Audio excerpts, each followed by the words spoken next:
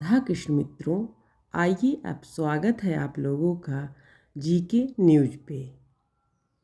सोचिए उस माँ पे क्या गुजरी होगी जब उसे पता चला होगा कि उसके सिर्फ 19 साल के जो आज़ादी के लिए बेटा सब सही काम कर रहा है, उस क्रांतिकारी बेटे का कटा हुआ सिर कुछ स्रोतों के अनुसार सबूत के तौर पर पेश किया गया था। कुछ कहानियाँ दिल नहीं तोड़ती हैं बल्कि सीने में एक टीस पैदा कर देती हैं जो सदियों तक ख़त्म नहीं होती। जब हम क्रांतिकारी प्रफुल्ल चाकी का नाम लेते हैं तो हमें एक क्रांतिकारी नहीं बल्कि एक 19 साल का वो बच्चा दिखना चाहिए जिसकी आँखों में माँ के आंचल की ममता से ज़्यादा मातृभूमि की बेड़ियों का दर्द था।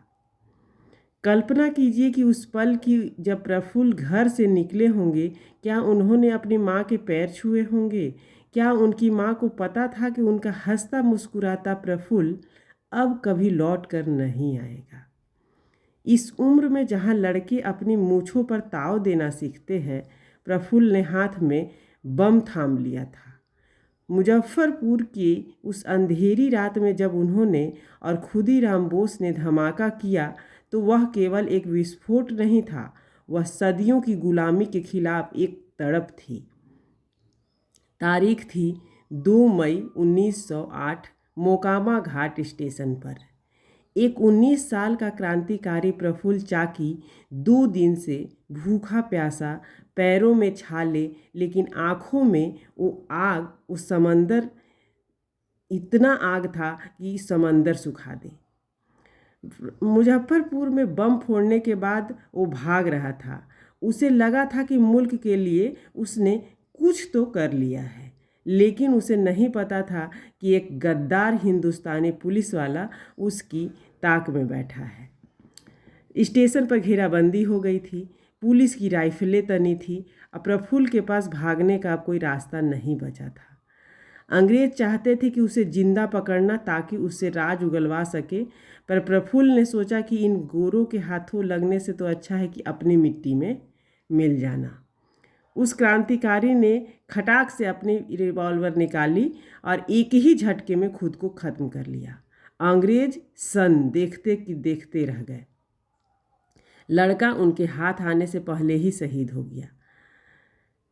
अब चलिए सुनते हैं वो बात जिसे आपका कलेजा मुंह को आ जाएगा। अंग्रेज इतने बौखला गए थे कि उन्होंने मरे हुए प्रफुल्ल के शव के साथ जो किया वो कोई जानवर भी नहीं करता। पहचान करने के लिए उन्होंने प्रफुल्ल का सिर काट कर धड़ से अलग कर दिया और उस कटे हुए सिर को एक स्प्रिट के डिब्बे में बंद कर दिया और कलकत्ता भेज दिया गया। क्यों? क्योंकि कोर्ट में सबूत पेश किया जा सके और खुदीराम बोस को डराया जा सके। सोच के देखिए कि जिस माँ ने अपने लाल को लोरी सुनाकर सुलाया होगा, बताया जाता है कि उसके बेटे का कटा हुआ सिर एक डिब्बे में भेजा गया है, उसे कैसा लगा होगा। ये कोई कहानी तो नहीं है, ये वो कीमत है जो इस देश के बच्चों ने अपनी गर्दन कटा कर चुकाई है। प्रफुल्ल चाकी और खुदीराम बोस ये वो लड़के थे जिनकी उम्र में आज के बच्चे वीडियो गेम खेलते रहते हैं। इन लोगों ने घर बार, माँ की ममता सब छोड़ दिया बस एक जिद के लिए, और वो जिद थी कि आज हम जो बड़ी बड़ी बातें करते हैं कि लेकिन क्या हम उस 19 साल के शहीद का नाम भी ठीक से जानते हैं? मुझे तो खुद पता नहीं था, इसलिए मैं आपके साथ इस कहानी को शेयर कर रही हूँ। अगर आपके फीड में यह मेरी वीडियो आए तो ज़रूर आप लोग सुनिएगा। चलिए आते हैं अपने प्रफुल्ल पे। प्रफुल्ल ने अपनी जान दे दी, अपना सिर कटा दिया, पर अंग्रेज़ों के सामने झुका नहीं। सच तो यह है साहब कि हमारी आज़ादी के पन्ने इन्हीं गुमनाम शहीदों के खून से लिखे गए हैं। इसे सिर्फ आप पढ़िएगा मत, ज़रा महसूस भी कीजिएगा कि उस वक्त का मंजर क्या रहा होगा। प्रफुल्ल आपकी शहादत का कर्ज यह देश कभी नहीं उतार पाएगा। तब तक के लिए राधे कृष्ण। इस वीडियो को ज़रूर शेयर कीजिएगा कि और लोग भी हमारे इस क्रांतिकारी बेटे के बारे में जान सकें।